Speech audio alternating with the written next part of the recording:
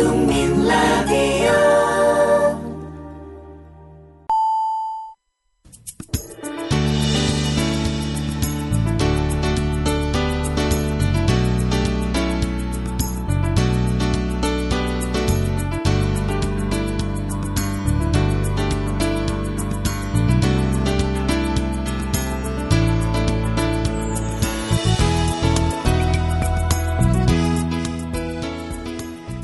노혜경의 그 옆새입니다. 오늘 수능 치는 날인데요. 예년의 수능 치는 날에 비해서 날씨가 좀 포근하죠.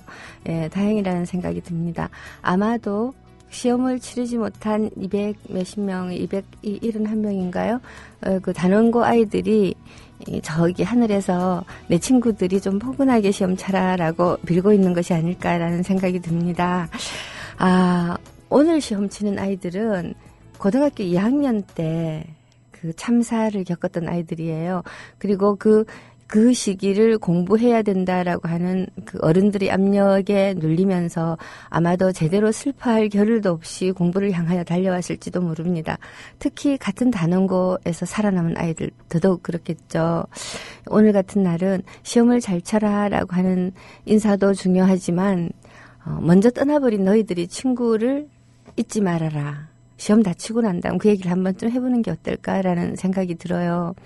예, 사람이라고 하는 것이 혼자 독립적인 개인으로 존재하는 것 같으면서도 한편으로는 서로 정말 같은 시대에 살았다는 이유만으로 서로서로에게 너무나 많은 책임을 가지고 있잖아요. 수능날 많은 학생들이 어떻게든 끝까지 건강과 심신의 안정을 유지하면서 시험을 치기를 바라겠고요. 그리고 또 수능을 치러 가지 못하는 그야말로 학생 축에 끼지 못하는 청소년들, 어딘가에서 알바를 하고 어딘가에서 근로자로 일을 하고 있는 같은 또래의 청소년들도 많지는 않지만 기억을 했으면 하는 바람입니다. 전하는 말씀 듣고 돌아와가지고 오늘도 이용학 2탄 해보도록 하겠습니다. 네, 이용학에 대해서 어제는 일제시대 때의 이용학의 시의 특성을 아주 잠깐 주마간산적으로 살펴봤어요. 근데 사실 중요한 것은 그 이용학이라고 하는 시인이기도 하지만 한편으로는 이용학의 시대에 이르면 우리의 시가 우리 민족들이 겪고 있는 그런 어떤 고통 이런 데 대해서 굉장히 치열하게 눈을 돌린 벌써 그러한 시들이 등장하고 있었다는 게 저는 좀 더 중요하게 느껴지고요. 그리고 더 중요하게 느껴지는 건 이 시기의 사람들의 삶의 형식, 삶의 모습을 시인들이 외면하지 않고 고스란히 시로 담은 것들이 그래도 남아서 우리에게 전해진다라는 겁니다. 이용학의 첫 번째 시는 분수령이라고 하는 시인데 그 분수령이라고 하는 시집 속에서는 보면 나라 잃은 백성으로서 그 한 지식인 청년이 느끼고 있는 고뇌 그리고 패배의 감정, 그 분노 이런 것들이 상당히 드러나 있고요. 두 번째 시집인 낡은 집으로 가면 어제도 잠깐 소개했듯이 차라리 소가 새끼를 낳았더라면 좋았을 텐데 아들을 하나 더 낳아서라고 탄식하는 동네 사람들의 이야기 이런 것들이 담겨 있고 그리고 자고 일어나니까 하룻밤새에 7가족이 짐을 싸서 도망을 가버린 그래서 낡아가고 있는 그러한 집 이야기를 통해서 우리나라 사람들의 그 유민과 유민이라는 것은 땅을 잃어버리고 떠도는 사람이고 이민이라는 것은 그렇게 떠돌던 사람들이 먹고 살 것을 찾아서 이 고향을 떠나서 국경선 밖으로 나가는 거죠. 예, 이런 것들의 어떤 그 절박함, 그 비참한 상황, 하는 게 시의 형식을 빌어서 이렇게 잘 정제되어서 우리한테 전해지고 있습니다. 사실, 생각해보면, 시라는 게 원래 그런 것이 아닐까 싶습니다.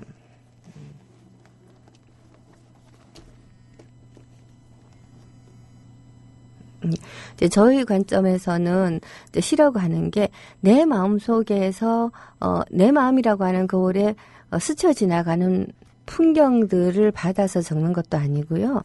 나의 지금의 어떤 감정, 느낌, 슬픈 기쁨 이런 것들도 아니고 내가 살고 있는 이 시대와 역사 속에서 나의 어떤 그 물적 조건 그리고 역사적 조건 이런 조건들 속에서 나라고 하는 시인 한 개체가 세상을 어떻게 바라보고 이 세상을 어떻게 형상화해서 어떻게 다른 인간에게 전해줄 것인가 이런 것들을 다 고민을 해야 하는데 그런 차원에서 본다면 이용악이라고 하는 시인은 정말로 시대의 시인다운 행위를 제대로 했던 시인이라는 생각이 들어요.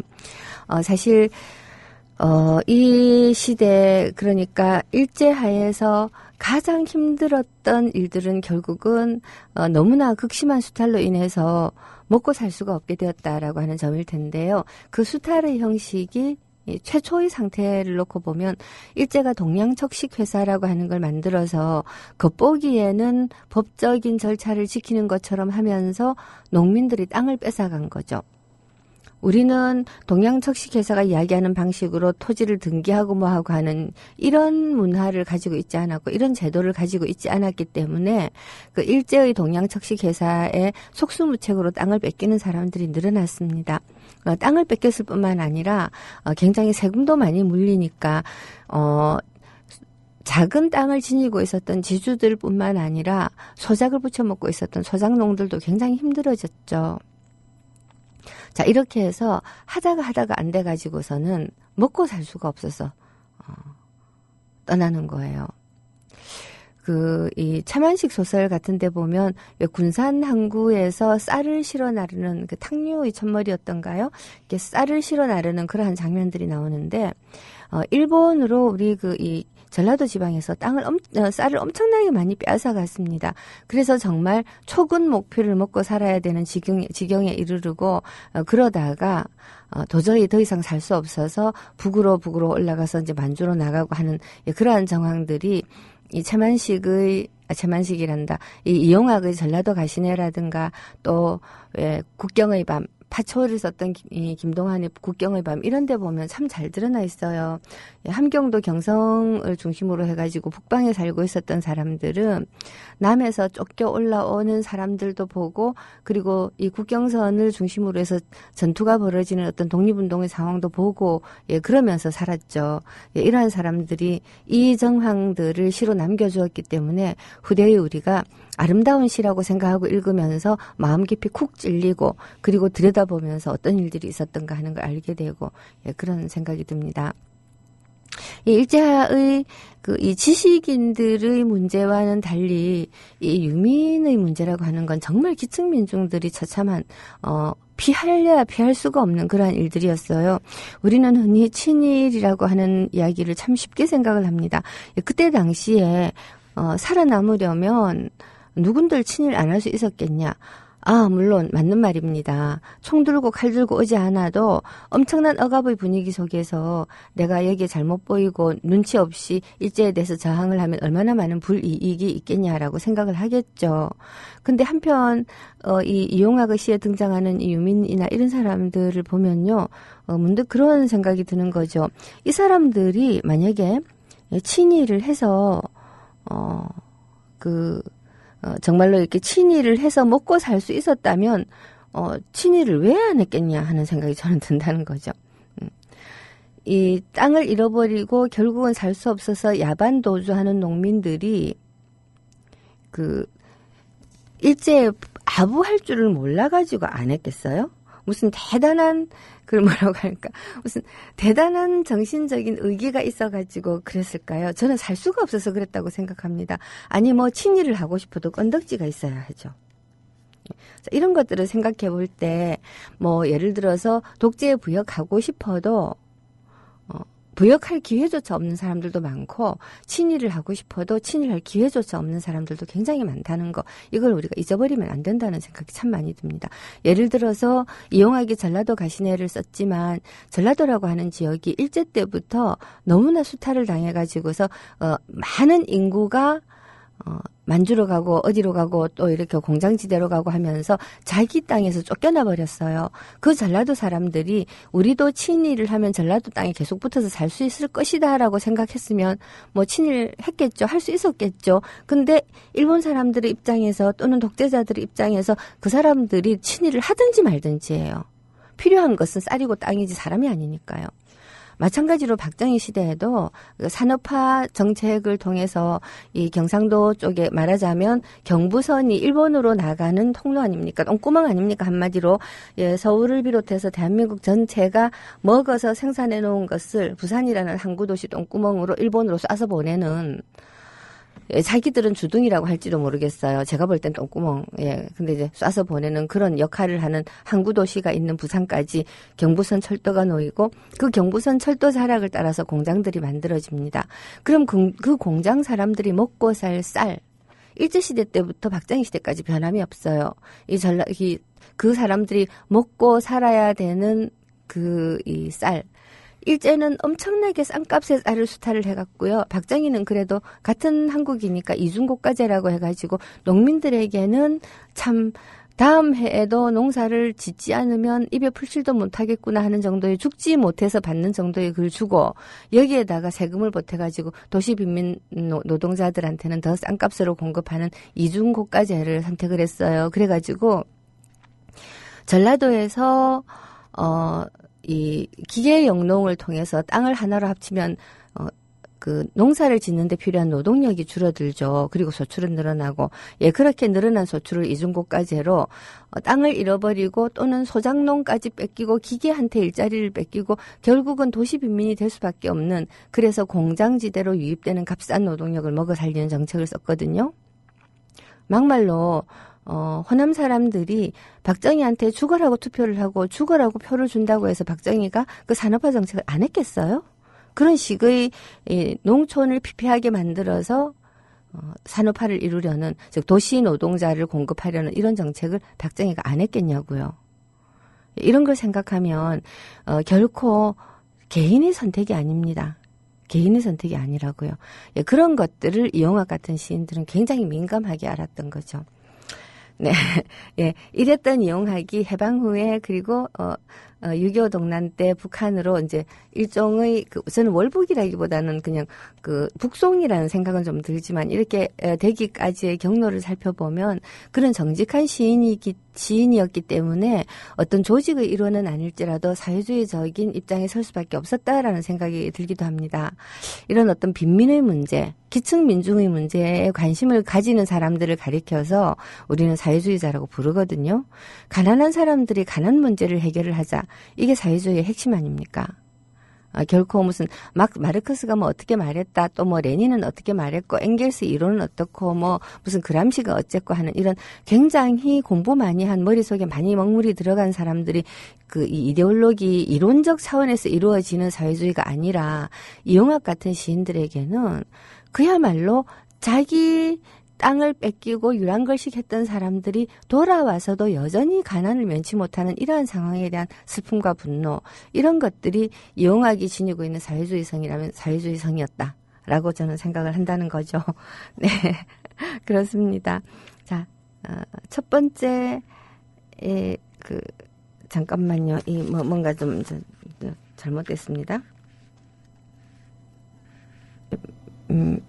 빅뱅이 불러준 거짓말이었습니다. 사실 이 거짓말이라고 하는 노래들이 독재시대 때는 우리가 참 많이 불러요. 박정희 때는 김추자의 거짓말이야 이게 금지곡이 되었던 적도 있었다라고 하는데요. 예, 여하튼 이 거짓말에 관한 수많은 노래들, 이런 노래들을 우리가 부르고 그리고 그것을 일종의 은유로 쓰게 되는 시절은 좀 슬픈 시절이 아닐까라는 생각이 좀 듭니다. 자, 이용학. 자, 그러면, 이런 시를 썼던 이용학은 그럼 친일부역 안 했냐라고 사람들이 물을 수 있겠어요. 이용학이 이 경성에 살다가 서울로 들어와서 잡지사 기자를 하면서 또 한편으로는 국민문학 같은 데 시를 쓰기도 했어요. 그리고 국민문학 같은 데 쓴 시의 내용을 이렇게 보면요, 나름 밝고 활기차고 행복한 가정의 모습을 그리고 있는데요. 자, 이 시를 보면서 친일시라고 부르기는 약간 어렵지만 여하튼 시대의 상황으로부터 한 걸음 떨어져서 이 세상을 바라보는 관조하는 그 엄혹한 1940년대 초반에 이런 시를 보면서 이 사람이 친일했다, 친일하지 않았다라고 이야기하기보다는 저는 이렇게 생각이 돼요. 즉, 같은 동포가 같은 민중이, 같은 나라의 어떤 국민들이 엄청난 고통 속에서 살고 있고 착취당하고 수탈당하고 있는 상황인데도 불구하고 개인의 행복을 노래하는 거, 그거가 바로 친일이다. 뭐 무슨 일제를 대단히 찬양을 하고 하지 않아도 괜찮아요. 외면하고 그리고 자기 자신의 문제에만 골몰하는 것, 그게 바로 독재를 돕는 거고 그게 바로 친일하는 거다라는 생각이 들었어요. 그건 지금의 이 시점에도 마찬가지죠. 내 한 사람의 안락함, 그러니까 그야말로 이 최선을 다해서 나는 행복해야겠다라고 우리가 보통 생각을 해요. 하지만 그 행복해야겠다라고 하는 그 방법론을 생각해 들어가다가 보면 나만 행복하면 된다라고 하는 사람들이 너무나 많잖아요. 우리 애만 공부 잘하면 되고, 그리고 나만 부자 되면 되고, 뭐 이렇게 나가다가 보면 결국은 이 다른 사람들이 당하고 있는 고통을 내가 묵인하는 셈이 되고, 그리고 그 묵인을 위해서 결국은 나쁜 권력들을 편들어주는 셈이 되는 거죠. 그렇게 한 줄 두 줄 나가는 거죠. 제가 신경수 사태가 났을 때 분개를 하니까 어떤 이 착하고 순진한 독자가 그런 얘기를 해요. 그래도 신경수 소설은 굉장히 재미있었는데요. 그래서 제가 속으로 대놓고 네가 참 무식해서 그래라는 말은 못해서 속으로만 그렇게 생각하고 그냥 얘기를 했습니다. 굉장히 많은 다른 소설들도 좋은 소설들도 있지만 우리가 지금 비판하고 있는 문학 권력들이 신경숙 소설만 독자들의 손에 가까이 가도록 해주고 있기 때문에 지금 당신께서 신경숙 소설 아닌 다른 소설을 별로 읽은 것이 없으니 신경숙 소설이 더 좋게 느껴질 수도 있고요. 그다음 말은 생략을 했죠. 예, 굉장히 그렇습니다. 지식과 정보를 굉장히 협소하게 만들어가지고 나만 잘 살아도 세상을 위해서 기여하는 것처럼 느껴지게 만드는 그런 담론의 조작들이 굉장히 많은 거죠. 그 일제하에 이 이용학이 썼던, 국민문학에 썼던 시들을 보면 그냥 밝아요. 자, 이렇게 한참 전쟁이 벌어지고 있지만 이렇게 밝은 마음으로 천황의 은혜에 감복하면 신민으로서의 태도로서는 된 거죠. 그것은 독재 시대의 일반 국민들과도 다를 바가 없습니다. 내 먹고 사는 문제, 내 새끼 공부시키는 문제, 우리 집 키우는 문제, 이런 문제에 골몰하는 것이 그 소시민으로서는 당연한 것 아니냐. 예, 독재에 반대하고 뭔가 사회적인 일을 하는 것, 대단한 사람들이 해야 되는 것 아니냐라고 하는 그러한 생각 자체가 바로 우리가 흔히 말하는 친일이고 흔히 말하는 부역이지요. 그리고 그거는 누군들 안 한 사람이 있느냐라는 말로 우리는 피해가서는 안 된다고 생각합니다. 그렇게 하고 싶어도 못하는 사람들 많잖아요. 노숙자들인들 내 새끼 공부 잘하고 내 신간 편하게 살고 싶지 않았겠어요? 그러지 않아서 그런 삶을 선택한 건 아니죠. 그런 삶으로 내몰리는 건 아닐 테니까요. 자, 이런 모든 것들을 사람들이 다 똑같은 환경 속에 있으면서 누구는 열심히 해서 지금을 누리고 누구는 열심히 안 해서 지금을 누리지 않는다라는 방식으로 생각하게 만드는 것. 이게 바로 독재자들이나 또는 제국주의자들이 자기들이 지배하는 사람들이 머릿속에 집어넣고 싶어하는 생각이에요. 자, 그런 생각을 통해서 그 사람은 내가 잘못해서 이런 거라고 잘못을 자기 것으로 돌리게 되거든요. 자, 이런 것들을 이용학은 굉장히 날카롭게 꿰뚫어 봤던 것 같아요. 예, 그의 시 속에는 보면 이런 이 보편적인 잘못된 상황에 대한 일상화된 만연한 잘못된 상황에 대한 아주 조용하면서도 상당히 날카로운 인식들이 많이 들어가더라고요. 이 이용학이 그 해방 후에 42년까지 썼던 그 시들을 모아가지고서는 오랑캐꽃이라고 하는 그 시를 내놓는데요. 그 오랑캐꽃이라고 하는 시를 보면 참 대단하구나라는 생각이 제가 이렇게 들 때가 있었어요. 그 시를 잠깐 소개를 하자면요, 이렇거든요. 긴 세월을 이 시를 소개할 때는 제가 약간 그 메아리를 넣는데 자세로. 오랑캐꽃 이용학. 긴 세월을 오랑캐와의 싸움에 살았다는 우리의 먼 조상들이 너를 불러 오랑캐꽃이라 했으니 어찌 보면 너의 뒷모양이 머리태를 들인 오랑캐의 뒷머리와도 같은 까닭이라 전한다. 예, 이게 이제 시의 시작에 붙는 일종의 부제 비슷한 건데, 긴 세월을 오랑캐와의 싸움에 살았다는 우리의 먼 조상들, 무슨 육진개척해서 그 시절의 이야기죠. 그때 오랑캐라고 하는 것은 우리를 침략하는 변방의 적들이었어요. 그 변방의 적들을 오랑캐라고 불렀던 사람들이 어떤 꽃을 가리켜서 오랑캐꽃이라고 불렀다는 얘기를 지금 하고 있는 거죠. 안악도 우두머리도 돌볼 새 없이 갔단다. 도래샘도 띠집도 버리고 강 건너로 쫓겨갔단다. 고려 장군님 무지무지 쳐들어와 오랑캐는 가랑잎처럼 굴러갔단다. 구름이 모여 꼴짝꼴짝을 구름이 흘러 몇백 년이 뒤를 이어 흘러갔나. 너는 오랑캐의 피 한 방울 받지 않았건만 오랑캐꽃. 너는 돌가마도 털매투리도 모르는 오랑캐꽃. 두 팔로 햇빛을 막아줄게. 울어보렴 목 놓아 울어나 보렴 오랑캐꽃. 자, 이 시집은 일제 말기에 이용하기 쓴 시예요. 우리가 오랑캐라고 불렀던 바로 그 사람들, 우리가 무찔렀던 우리의 고려 장군님이 무찔러서 가랑처럼 굴러가던 그 오랑캐의 신세가 바로 지금 현재 우리 민중이다라고 하는 이러한 등치가 일어나는 거죠. 자, 우리가 오랑캐라고 불렀던 사람들이나 일제가 우리를 바라보는 시선이나 똑같기 때문에 우리는 오랑캐 꽃이고 오랑캐다.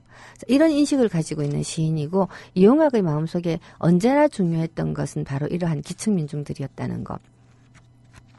단순히 변방에 살고 있는, 말하자면 그 두만강 너머에 살고 있는 여진족, 이런 사람들만이 오랑캐가 아니라 일제히 짓밟히고 수탈당하고 하찮은 굴러다니는 가랑잎 취급을 받고 있는 우리 모두가 오랑캐다 라고 하는 아주 도자한 인식이 있는 것이지요. 자, 이랬던 이용학이 해방 후 그리운 서울로 돌아옵니다. 그리운 서울로 돌아와가지고서 돌아와서 보니까 이미 1942년도 한국말로 된 잡지들이 몽땅 문을 닫을 때 우리의 민족문학은 끝이 난 거예요. 재건해야 돼요. 그리고 일제가 우리에게 허용한 문학이라고 하는 것은 정말 우리의 기층의 삶에 관한 관심은 하나도 없는, 그야말로 하나도 없는 그러한 문학밖에 없었거든요. 그러니까 이 문학을 재건해야 될 필요성을 느끼고 이용학 역시 조선작가동맹 같은 데 들어가죠. 예, 거기에서 이제 하면서 이용학이 어제 잠깐 이분이 거리의 시인이다라는 말씀을 드렸죠. 예, 길거리에서 또는 집회 같은 데서 신앙송을 굉장히 많이 합니다. 이 이용학이 1946년 12월에 이 전제동포에 전쟁 재난을 입고 그 건너간 동포를 구제하기 위한 시의 밤을 열었을 때 시를 한 편 낭독합니다. 이 시 속에는 이용학이 해방 공간을 어떻게 바라보고 있는가 하는 게 정말 적나라하게 보여요. 집도 많은 남대문 턱 속에서 두 손 오그려 혹혹 입김 불며 이따금씩 쳐다보는 하늘이사 아마 하늘이기 혼자만 곱구나. 거북내는 만주서 왔단다. 두터운 얼음장과 거센 바람 속을 세월은 흘러 거북이는 만주서 나고 할배는 만주에 묻히고 세월이 무심찮아 봄을 본다고 쫓겨서 울면서 가던 길 돌아왔단다. 리팡을 떠날 때 강을 건널 때 조선으로 돌아가면 빼앗겼던 땅에서 농사 지으며 가갸 거겨 배운다더니 조선으로 돌아와도 집도 고향도 없고 거북이는 배추꼬리를 씹으며 달구나 배추꼬리를 씹으며 거뭇해태한 아베의 얼굴을 바라보면서 배추꼬리는 씹으며 거북이는 무엇을 생각하누. 첫눈 이미 내리고 이윽고 새해가 온다는데 집도 많은 남대문 덕 속에서 이따금씩 쳐다보는 하늘이사 아마 하늘이기 혼자만 곱구나. 참 기가 막힌 이야기 아닙니까? 이렇게 집 많은 남대문 그 턱에 우물 파고 사는 거예요. 그리고 이 우물 파고 사는 농민들은 이 거북이 엄의 아비는 할아버지를 모시고 쫓겨서 두만강 건너갔다가 이제 해방됐으니까 내 땅 도로 찾겠지 하고 돌아온 거예요. 근데 내 땅을 찾기는커녕 그 집 많은 남대문 근처의 이 언덕배기의 언덕배기에 우물 파고 지금 살고 있는 거예요. 그리고 뱃죽꼬리를 씹으면서. 예, 그래도 하늘이니까 하늘은 저 혼자 참 곱다라고 하는 이 시인의 탄식. 정말로 해방조국이라는 사실 말고는 별로 나아진 것이 없죠. 자, 이러한 현실들을 지켜보는 이용학의 가슴에 어떤 분노가 일었을까요?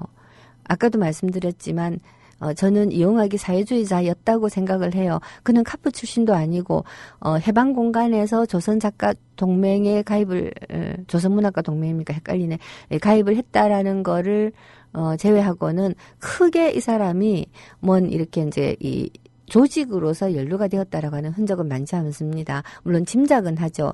이용학은 남로당 출신은 아니지만 함경북도 경성 사람이기 때문에 분명히 북로당 사람들 중에는 친척이란다. 지인들이 굉장히 많았을 거예요. 하지만 이런 인적 네트워크가 아니라 근본적으로 사상에서 이용학은 가난한 사람들, 빼앗긴 사람들이 제대로 사람 대접받고 사는 나라여야 되겠다. 그리고 그것을 제대로 이루어내지 못하게끔 하는 또 다른 수탈자로 돌아온 미군과 그리고 그 미군과 손을 잡고서 이 독립운동의 모든 성과들을 독식하려고 하는 이승만 무리들에 대해서 얼마나 분노를 느꼈을까 하는 게 안 봐도 짐작이 갑니다. 자, 예, 다음 제가 준비한 곡은요. 여전히 거짓말입니다. 이번에는 버즈가 불러드려요. 거짓말. 예, 버즈의 거짓말. 지난번에 히든싱어의 이 버즈의 누구냐, 이 특집을 했었는데, 그때 제가 참 느낀 게, 이 90년대 청춘들에게는 버즈가 자기네들의 일종의 그 시인이었구나라는 생각이 들더라고요. 자, 어쨌거나 이용학을 제가 이 노혜경의 그 옆세 시간에 다루게 된 것은 그 일제 시기를 통과해서 북으로 갔던 시인들은 북에서 어떻게 살았고 그 체제에 그렇게 동조하고 살았나 또는 어떤 고통이 있었을까 이런 것들을 알고 싶은 마음 때문인데요. 아주 명료하게 사형을 당해버린 임화라든가 또는 그 농장에서 여하튼 천수를 누린 백석이라든가 하는 사람들도 있고 이용학 같은 사람들도 천수를 누렸다고 할 수 있어요. 이용학은 1971년도에 세상을 떴고요. 68년도까지 시를 발표를 합니다. 그러니까 쉽게 말해서 어느 정도 북한의 체제에 부응을 하고 살았던 문인이라고 할 수 있어요. 물론 이용학도 이 남로당이 숙청되던 시절에 약간의 고초를 겪기는 합니다만은 큰 고초를 겪지는 않았어요. 하지만 이용학이 북쪽에서 발표했던 시들을 보면 이 사람에게 가해지고 있었던 그 북한 문예 당국의 그러니까 이용학 한 사람뿐만 아니라 북한 시인들 모두에게 그 북한 문예 당국이 요구했던 그 어떤 종류의 이념성이 있어요. 예, 그런 이념성을 따라서 충실하게 시 작업을 했구나라는 걸 느낄 수가 있고요. 자, 왜 그랬을까에 대한 답은 우리가 그를 시를 통해서밖에 알 수가 없어요. 그 개인에 대한 어떤 기록이 남아 있는 것도 아니고요. 북한의 문학은 한 사람 한 사람의 시인에 대해서 시인론을 쓰는 경우가 굉장히 드뭅니다. 극도로 드뭅니다. 2000년도인가 조선문학에서 한 12명은 좀 넘구나. 좀 넘는 사람들에 대해서 과거의 시인들을 조명하는 시인론을 실은 적이 있었고, 정말 북한의 조선문학이라든가 이제 이런 잡지들을 보면 시인 한 사람의 시 세계에 대해서 그 어떤 그 평론을 한다는 건 보기 드문 일이에요.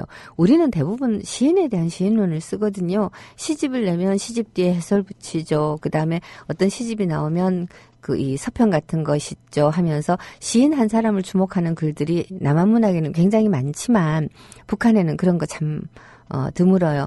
북한 당국이 원하는 종류의 이 시 이런 것들을 써야 된다라고 하는 건데요.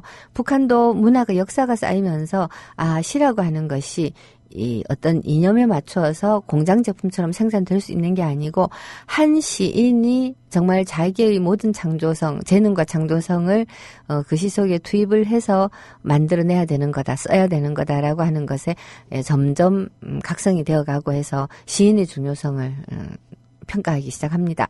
하지만 북한의 그러한 어떤 중요한 시인으로 평가받는 시인의 반열에 이용학이 올랐던 것 같진 않아요. 초창기에는 이용학 시들이 많이 보이긴 합니다만은 68년도에 마지막 시를 쓰고 71년도에 세상을 떴다라고 하는 정황과도 무관하지 않을 테고요. 예, 그 북한으로 올라간 뒤에 이용학의 행적이라고 하는 것은 베일에 가리웠다라기보다는 그렇게 중요하게 여겨지지 않았다라는 생각은 좀 들어요. 하지만 중요하게 여겨지지 않았다고 해서 이용학의 시를 우리도 중요하지 않게 여길 필요는 없는 것이죠. 저는 이용학의 시가 그보다 앞에 있었던 그 이상화, 빼앗긴들에도 봄은 오는가를 썼던 이상화의 계보를 잇는 이 기층 민중들의 삶에 천착한 굉장히 중요한 시인이라고 생각을 하고 있어요. 이상화의 그 빼앗긴들에도 봄은 오는가라고 하는 20년대 시, 그리고 소월의 바라건대는 우리에게 보습될 땅이 있었더라면이라고 하는 역시 20년대 시. 자, 이러한 시들에서 보면 벌써 동양척식회사에게 땅을 뺏기고 그야말로 유리걸식하기 시작하는 사람들의 모습이 잔잔하게 드러나고 있죠. 예, 그랬던 모습들을 이용학은 조금 더 본격적으로 다루었고요. 그 본격적으로 다룬 그 이용학의 시의 세계가 뭐 예를 들어서 중남미의 시인들이라든가 하는 사람들처럼 굉장히 스케일 크고 혁명적으로 전개된 건 아닐지 몰라도 대신에 굉장히 일반적인 카프 시인들과는 달리 서정성을 놓치지 않고 깔끔하게 그렇게 전개되고 있어요. 예, 그렇습니다. 자, 이용학이, 해방 공간에서 썼던 시 한 편을 다시 이렇게 소개를 해드릴게요. 이용학이라고 하는 사람이 제가 아주 대단한, 이론가는 아니었다라고 말씀을 드렸지만, 자, 이때 당시에 미군정이라든가 또는 어떤 경제적으로 넉넉한 사람들이 아니었던, 예, 그러한 시인들이, 군정 지하의 삶, 그리고 또, 이승만, 이 정치 세력, 이런 사람들을 어떻게 바라봤는가 하는 걸 좀 잘 보여줄 수 있는 시인데 좀 깁니다. 다시 5월의 노래라고 하는 시인데요. 자, 이 시기부터도 시인들에게는 5월이 노천명이 얘기했던 것처럼 5월은 계절의 여왕, 이런 시기가 아니었던 거예요. 이용학에 대해서는 제가 시를 많이 소개하는데, 예, 많이 소개하는 이유가 사실 잘 안 알려진 시인이라서 그렇습니다. 쏟아지라 5월이여 푸르른 하늘이여 마구 쏟아져 내리라. 오늘도 젊은이의 상년은 훨훨 날리는 만장도 없이 대대로 마지막 길엔 덮어보내야 덜 슬프던 개우도 제쳐버리고, 다만 조선민주청년동맹 깃발로 가슴을 싸고 민주청년들 어깨에 매어 영원한 청춘 속을 어찌하여 항쟁의 노래 한마디도 애곡도 없이 지나가는 거리에. 시상 너무나 많은 동무들을 보내었구나. 쌀을 달라 일제히 기관차를 멈추고 농성한 기관구에서 영등포에서 대구나 광주 같은 데서 옥에서 밭고랑에서 남대문턱에서, 그리고 저 시체는 문수암 가차의 낭떠러지 바위 틈에서. 그러나 누가 울긴들 했느냐. 낫과 호미와 갈쿠리와 삽과 괭이와 부리라 부리라 부리라 애미네도 애비도 자식놈도. 정권을 인민위원회에 넘기라. 한결같이 일어선 10월은 자랑이기에, 이름 없이 간 너무나 많은 동무들로 하여 더욱 자랑인 10월은 이름 없이 간 모든 동무들의 이름이기에, 10월은 날마다 가슴마다 피어 함께 숨쉬는 인민의 준엄한 뜻이기에, 뭉개치는 먹구름 속 한 점 트인 푸른 하늘은 너희 길이라. 이고장 인민들이 피 뿌리며 너를 부리며 부딪히고 부딪혀 뚫리는 너희 길이라. 쏟아지라 5월이여 두터운 벽과 벽 사이 먼지 없는 회관의 거무태태한 유리창으로 노여운 눈들이 똑바로 내려다보는 거리에 푸르른 하늘이여 마구 쏟아져 내리라. 제가 앞에 소개해드렸던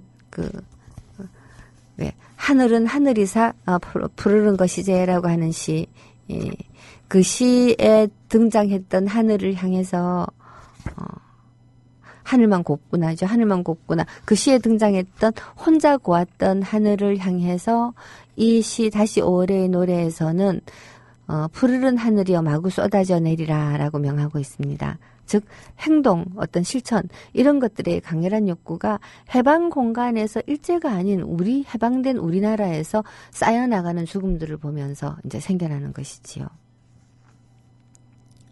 반동 테러에 쓰러진 최재록군의 상례를 보내면서라는 부제가 붙은 시입니다.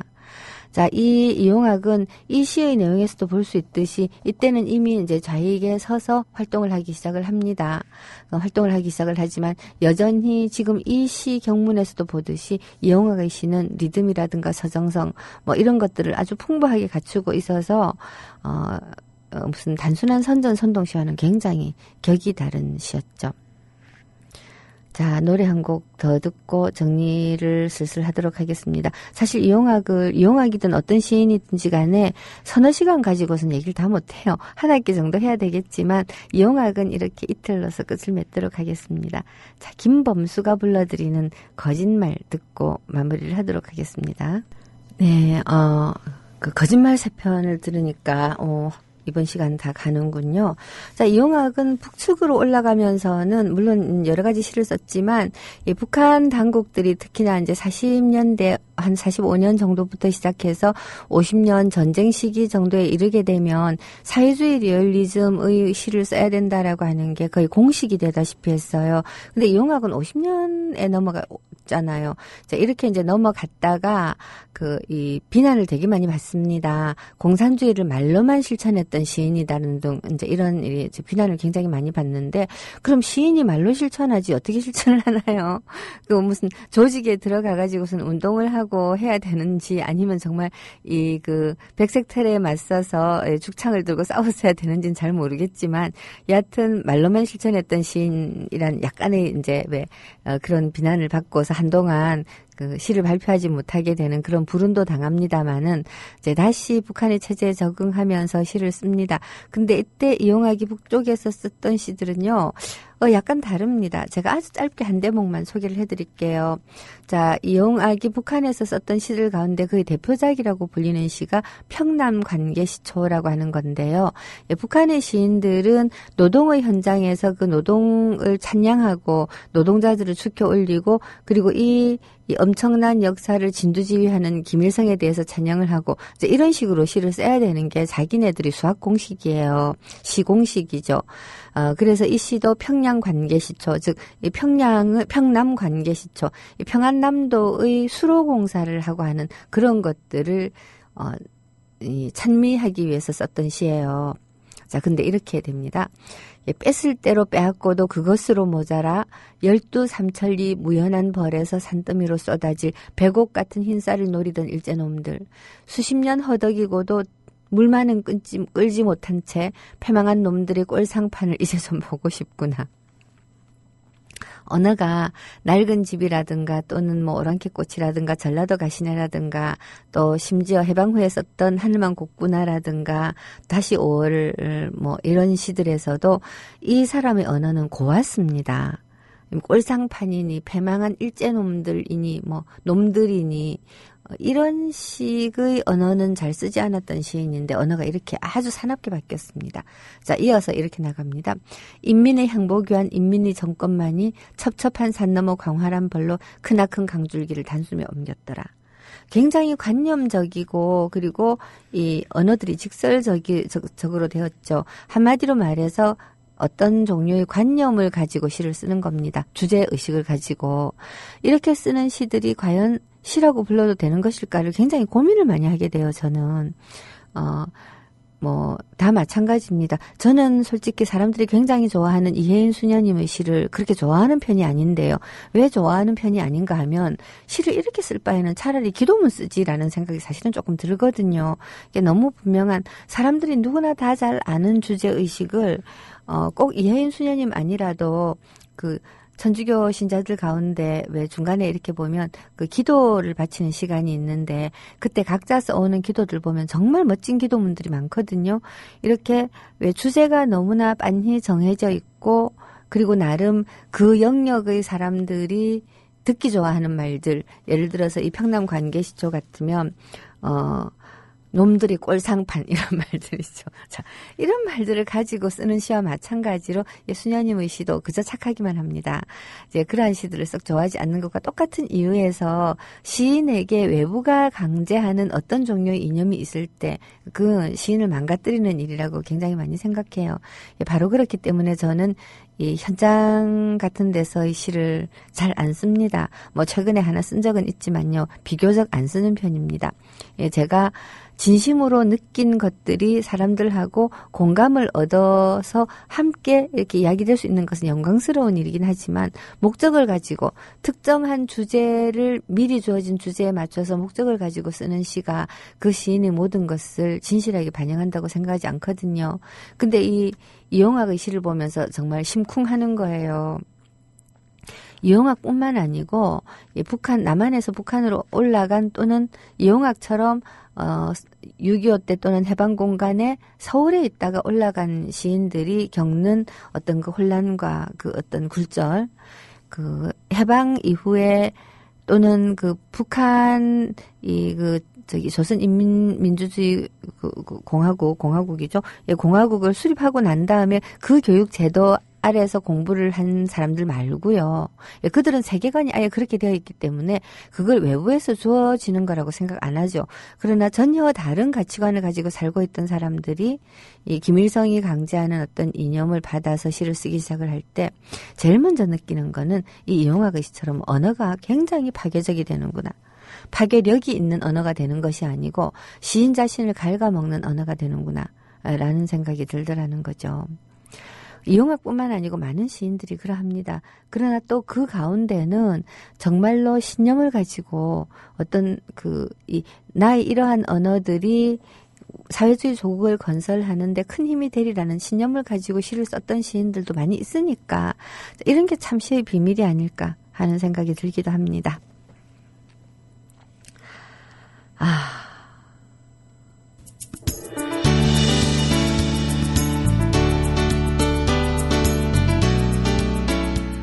노혜경의 그 엽세 이번 주는 이렇게 마무리를 하도록 하겠습니다.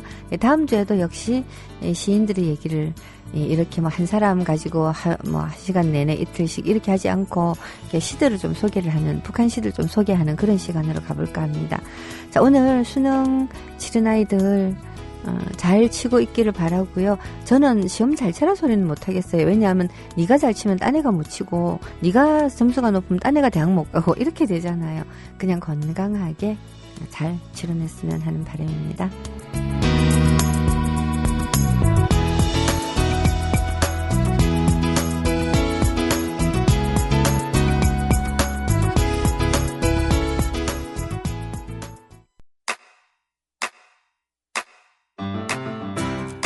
국민 라디오 지지하는 4가지 방법 아시나요? 다운로드하기, 별점 주기, 댓글 달기, 구독하기. 국민 라디오를 보다 많은 이들에게 전할 수 있는 가장 손쉬운 방법. 다운로드하기, 별점 주기, 댓글 달기, 구독하기. 잊지 마세요. 다운로드하기, 별점 주기, 댓글 달기, 구독하기.